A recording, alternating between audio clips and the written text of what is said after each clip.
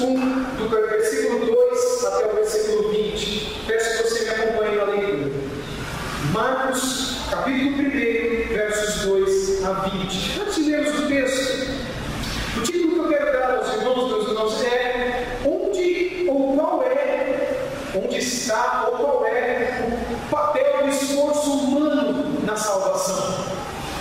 Qual é a coisa que se espera de nós? O que Deus espera de você? Nós cremos sim, conforme a palavra de Deus, que é pela graça que somos salvos. Cremos sim, como escreveu o salmista, e Jonas, o profeta, também escreveu isso em seu livro, que a salvação pertence ao Senhor. Cremos também naquilo que disse Jesus em João 6,44 e também João 6,45. Ninguém pode vir a mim se o Pai não o trouxer. Nós cremos então que a salvação é fruto da graça de Deus, por meio da fé, e que isso não vem de nós, é um dom de Deus. E que até mesmo a fé que cremos, ela não nasce em nós, ela é um dom de Deus, porque Jesus Cristo é o autor e o consumador daquilo que hoje é a nossa fé, que veio pelo ouvir da pregação da palavra de nosso Senhor e Salvador Jesus Cristo. Então nós cremos que a salvação é fruto da misericórdia e da graça. Mas curiosamente, quando Jesus, caminhando pelas páginas aqui do Evangelho segundo Lucas, chama pecadores ao arrependimento, ele não chama falando dessas doutrinas, que hoje são conhecidas como doutrina da eleição, doutrina disso ou doutrina daquilo, ou doutrinas da graça. Embora elas sejam bíblicas e nós, como igreja, creiamos nelas, nós não havemos como mensagem na boca de Jesus para converter ninguém. Muito pelo contrário, elas são aquele alimento sólido dado para aquelas pessoas que nasceram de novo, cresceram, amadureceram, se fortaleceram e agora estão prontas para comer comida pesada. A gente não leva aquela criança recém-nascida para a churrascaria e oferece aquele corte de contrafilé, de picanha, de cupim, aquela costela gorda para aquele bebê de 4 meses. Por que não? Porque é comida pesada, não vai suportar. Paulo usa essa linguagem quando fala do alimento que nós também nos alimentamos quando nascemos de novo, do leitinho espiritual, do pão, de comidas mais pesadas. Muito bem, quando Jesus evangelizava, quando Jesus chamava pessoas para que encontrassem perdão nele, paz nele, nova vida nele, Jesus as chamava ao arrependimento. Jesus colocava sobre elas a responsabilidade de se arrependerem e de crerem. Assim, nós também devemos fazer. Meu objetivo nesses estudos, nessas pregações que eu farei ao longo dos próximos domingos, é conhecer um pouco mais desse homem que João Marcos chama aqui de Jesus de Nazaré. Marcos, ou João Marcos, como era o nome dele, dá esse título ao nosso Salvador mais do que qualquer outro evangelista. Jesus de Nazaré. Logo no capítulo 1, ele diz que Jesus de Nazaré veio da Galileia. Quem era esse homem? O meu desejo, meus irmãos, nos próximos domingos, é seguir os passos de Jesus, através do Evangelho de Marcos, com os irmãos. Qual é o papel, então, do esforço humano? Jesus falou sobre isso. A gente sabe que muita gente hoje fala coisas sobre isso. Pessoas que dizem que a salvação é fruto das obras de alguém, é fruto da decisão que alguém toma. Que a salvação é fruto de uma pessoa ser religiosa, encontrar uma igreja, ser batizada, dar boas obras, realizar boas obras. Há pessoas que creem que a salvação se dará por meio delas sofrerem. A gente falava isso há pouco na escola dominical, às 17 horas aqui. Pessoas que acreditam que por estarem sofrendo muito, estão pagando os seus pecados. Não está totalmente errado isso. Porque a Bíblia diz que quando alguém peca, é preciso que se pague pelo pecado. Onde está o erro então? O erro está em acreditar-se que a própria pessoa é capaz de pagar pelo seu pecado. Ela não é capaz. Ela pode sofrer a vida toda e ela não vai ser capaz de pagar. Aliás, ela pode, como alguns creem, como alguns acreditam, voltar outras vidas para continuar sofrendo. Não tem gente que acredita nisso? A pessoa morre, não pagou tudo que tinha que pagar, volta numa segunda, numa terceira, numa quarta encarnação, vida, para continuar a se purificar, a se santificar, a melhorar, a ser um ser humano melhor, para que um dia, quando estiver num alto nível, num bom nível, possa entrar num lugar de luz mais apropriado para essa pessoa. De onde vem isso? Vem da ideia de que alguém precisa, o nosso pecado pede por um pagamento, assim como um crime pede por uma punição, por um pagamento. Se eu quebro a lei de Deus, terei uma punição. Mas como é que eu posso pagar? Eu não posso pagar. Por isso que a Bíblia diz que Deus mandou outra pessoa para pagar, no meu lugar. Por isso que a Bíblia diz que esse outro tomou a minha culpa. E ele foi condenado. Ele foi castigado, ou seja, penalizado, punido pelas minhas transgressões. E o castigo, a pena que me traz a paz, foi lançada sobre ele. E disse o profeta Isaías no capítulo 53, pelas suas pisaduras, ou seja, pelas suas angústias e sofrimentos, nós somos curados. Mas ao final do capítulo diz que ao Pai agradou moê-lo. A quem? A Jesus de Nazaré. Fazendo-o enfermar e morrer, para que ele depois pudesse receber a muitos como sua herança. Assim, meus irmãos, a Bíblia nos diz que o sofrimento era necessário. Mas só o sofrimento de Cristo pode trazer salvação. Pessoas que acreditam que porque sofrem vão ser salvas, porque dão boas obras, porque são éticas, porque nunca traíram a esposa, porque isso, porque aquilo, elas não estão fazendo nada mais do que a obrigação delas. Se fala isso para elas, elas se ofendem. Porque hoje, quando alguém acha uma mala de dinheiro no aeroporto, na rodoviária ou no centro da cidade e leva para a polícia, é manchete no jornal. Porque parece que ser bondoso e correto é uma coisa tão estranha e incomum que vira manchete do Jornal Nacional se alguém devolve um dinheiro que não é dele. Por quê? Porque somos uma sociedade mergulhada na iniquidade.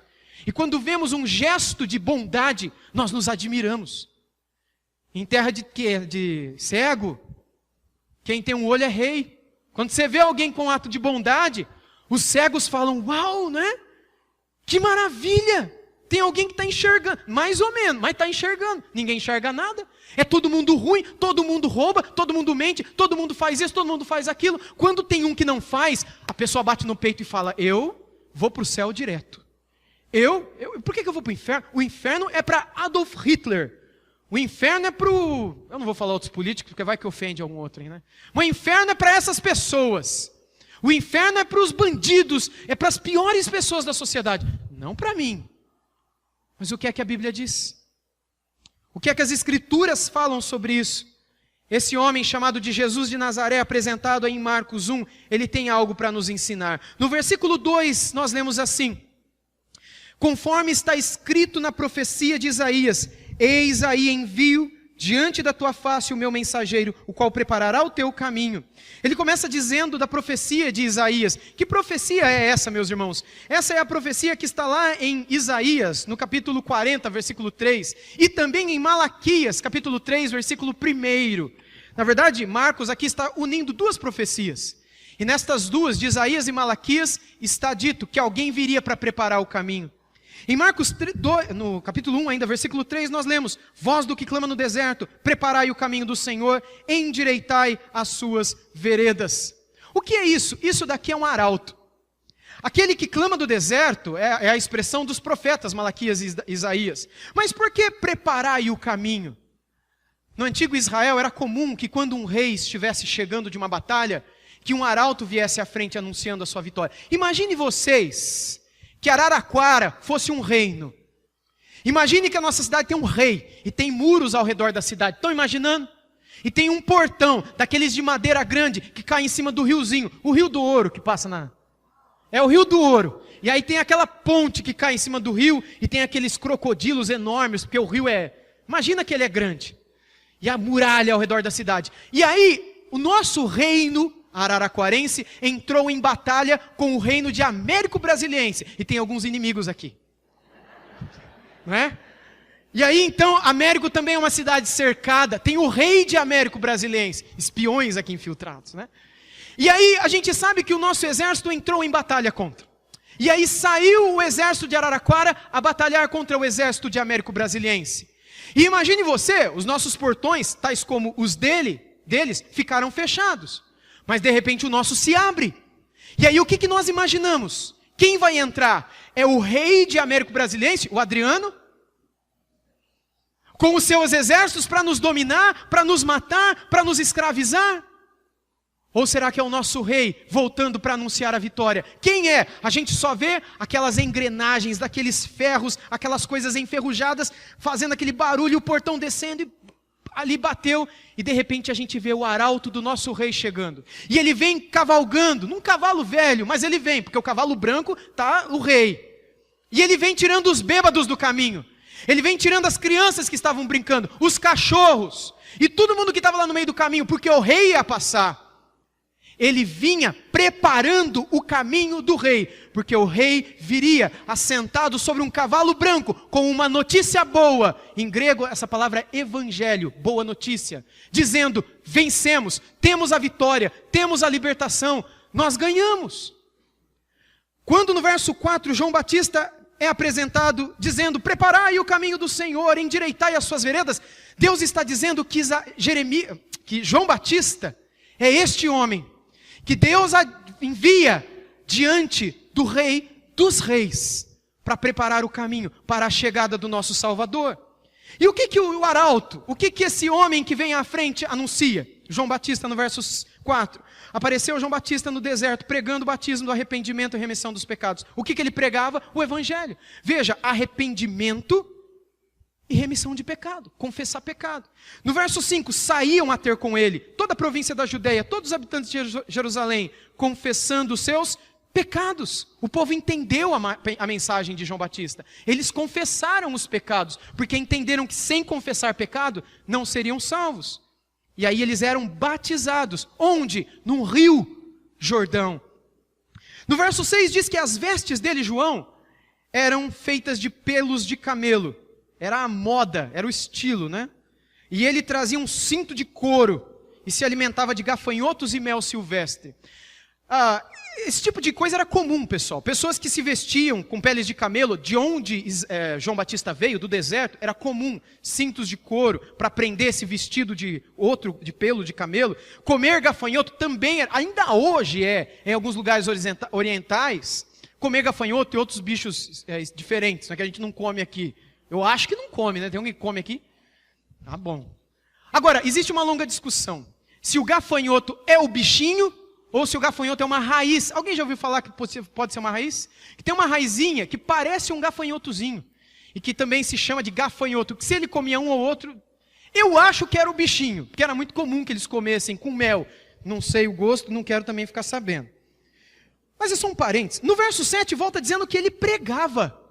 E pregava dizendo, após mim vem aquele começa a falar de Jesus. Aquele que é mais poderoso do que eu, do qual não sou digno de curvando-me desatar-lhe as correias das sandálias, eu vos tenho batizado com água. Ele quem? O aquele do verso 7. Ele, porém, vos batizará com o Espírito Santo. Eu vou explicar isso mais adiante em outras mensagens que pregarei. E aí no verso 9 nós conhecemos o aquele, conhecemos o ele. No verso 9 diz, naqueles dias veio quem? Jesus de Nazaré, da Galileia, e foi por João batizado no rio Jordão. Logo ao sair da água viu os céus rasgarem-se, e o Espírito descendo como pomba sobre ele. E então foi ouvida uma voz dos céus, tu és o meu filho amado, em ti me comprazo. Sabe o que nós encontramos aqui? Outra profecia de Isaías. Isaías está na cabeça de Marcos. Ele cita Isaías 40 no início, agora ele cita Isaías 64 aqui. Porque lá no 64, inclusive o pastor Diego citou isso domingo passado, Isaías diz, se fendesse os céus e descesses. O que a gente vê aqui? O céu se fendendo, o céu se rasgando, e o Espírito de Deus descendo como uma forma de pomba, como um sinal de uma espécie de avivamento que estaria por nascer na história do próprio povo. Aqui nós vemos o Pai, o Filho e o Espírito Santo, a Santíssima Trindade. O Filho ali dentro da água, havia acabado de ser batizado. O Espírito Santo descendo dos céus em forma de pomba. Não era pomba, tá? Parecia com, era forma, mas não é pomba. O Espírito e uma voz dos céus que dizia, esse é o meu Filho. Deus Pai, Deus Filho e Deus Espírito Santo. Sabe por quê? Porque a Santíssima Trindade está envolvida na nossa salvação. Pai e Filho e Espírito Santo se preocupam conosco. Pai e Filho e Espírito Santo querem nos resgatar, querem nos convencer, para que a gente se arrependa, para que a gente creia, para que a gente seja batizado, para que a gente seja transformado. No verso 12 diz que logo o Espírito o impeliu para o deserto, onde ele permaneceu 40 dias sendo tentado por Satanás e estava com as feras, mas os anjos o serviam. Sabe o que isso nos mostra, meus irmãos? Isso nos mostra que nós também passaremos por tentações nessa vida. O começo da vida de Jesus, do ministério de Jesus, foi marcado por tentação, tribulação. Pense você entrega a tua vida a Jesus, você achava que tudo seria maravilhoso, né? Agora eu entreguei minha vida a Cristo, estou na igreja, fui batizado, sou membro, agora me envolvo, estou fazendo uma obra, agora eu estou administrando os meus recursos como eu não administrava antes, gastava com tanta besteira, hoje eu inclusive oferto na obra de Deus. E aí você começa a ver um monte de tribulação, aflição, tentação. Aí você fala, por que, meu Deus? Aí você lê isso daqui e você fala assim, próprio Jesus começou assim. E não foi o diabo que levou ele para o deserto, foi o Espírito Santo que levou ele para ser tentado. É o que diz o texto. Assim, quando você decide entregar sua vida ao Senhor, você também provará tentações. Você também experimentará lutas. Não se assuste quando lutas vierem. Elas são um sinal de que Deus está com você. Não se assuste quando tentações começarem a crescer. Isso é sinal de que você está querendo se consagrar. Razão pela qual o diabo tem se enfurecido e se levantado para te afastar de Deus e de sua palavra. Se você estivesse lá no mundo dele, com ele, vivendo deleitosamente nos pecados que ele te oferece, você acha que você ia estar vivendo tribulação? Ia nada. É justamente porque você quer se consagrar que as lutas se intensificam na sua vida. E aí o verso 14 diz que João foi preso. E aí acaba a história do João. E aí diz que Jesus estava na Judéia para ser batizado. João foi preso, Jesus voltou para a Galileia. Ele sobe para a Galileia e quando ele chega na Galileia, ele passa a pregar o evangelho de Deus. E no verso 15 nós lemos que ele diz, o tempo está cumprido, o reino de Deus está próximo. E o que é que ele prega? O mesmo que João pregava. Arrependei-vos e crede no evangelho. Eu disse que iria até o 20, mas eu vou parar por aqui. Meus irmãos, o que esse início do Evangelho de Marcos nos ensina, seguindo nos passos do nosso Salvador, é que ele, desde o início de seu ministério, chamou pessoas, deixando claro para elas que a vida delas não seria transformadas, as vidas delas, se elas não fizessem duas coisas básicas. Não está dentro dessas duas coisas ir para a igreja. Não está dentro dessas duas coisas nem ser batizado, sabia? Não está nessas duas coisas básicas se tornar membro de uma igreja. Isso é tudo consequência. As duas coisas importantíssimas, sem as quais ninguém verá a Deus e terá a paz de Deus e a salvação de Deus, são: você tem que se arrepender dos seus pecados. E você tem que confessar os seus pecados a Deus. E crer que só Jesus Cristo pode te salvar. Enquanto você não se arrepender de todos os seus pecados, passados e presentes, e se você já está planejando um para essa semana, se arrepende antes, você não verá a paz de Deus na sua vida. Jesus de Nazaré, apresentado pelo Evangelho de Marcos, é o Senhor Jesus, que trouxe nova vida para aqueles que se arrependeram e creram nele, e experimentaram novidade de vida. Essa é a nova vida que Ele quer dar a todo aquele que segui-lo, que amá-lo e que se entregar a Ele. E que Ele nos dê a graça para conhecer muito mais de Sua pessoa e de Sua palavra nesses próximos domingos, à medida que estivermos seguindo os Seus passos aqui no Evangelho de Marcos. Amém? Vamos orar ao Senhor. Pai, obrigado pela Tua palavra. E obrigado porque o Senhor um dia nos chamou para que Te seguíssemos e seguíssemos ao Seu Filho. Senhor, quantas vezes eu estranhei as provas, as aflições, mas hoje, Senhor, eu Te agradeço porque aprendi pela Tua palavra e tenho aprendido a cada dia mais que as provas são um sinal de que o Senhor tem me chamado para perto de Ti. E quanto mais elas se intensificam, mais também a Tua paz me fortalece, porque quando eu estou fraco, então é que o Senhor me torna forte, porque o Teu poder só há de se aperfeiçoar na minha fraqueza. Quando eu perceber que eu não tenho forças, que eu não sou ninguém, e que eu estou prostrado diante das lutas, das aflições que a vida impõe sobre mim, e eu sei que comigo muita gente aqui, Pai, tem vivido aflições, tem vivido sofrimentos, angústias, dúvidas sobre o amanhã.